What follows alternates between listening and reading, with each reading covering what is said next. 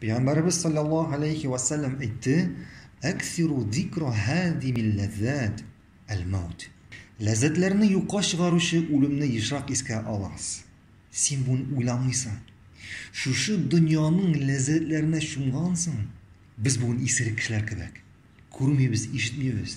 Shu shayton bezagan dunyoning lazzatlarini, dunyoning motorliklarini aldanib shavobbiz. Ko'zimiz, boshimiz tumalangan. Bu lazzat shuldagi mezgil kibik. Azoqlama yo'qqa shalpirama kelashak. Uyanırga kerak. Ham shundan uyanu uchun o'limni esga tushiru.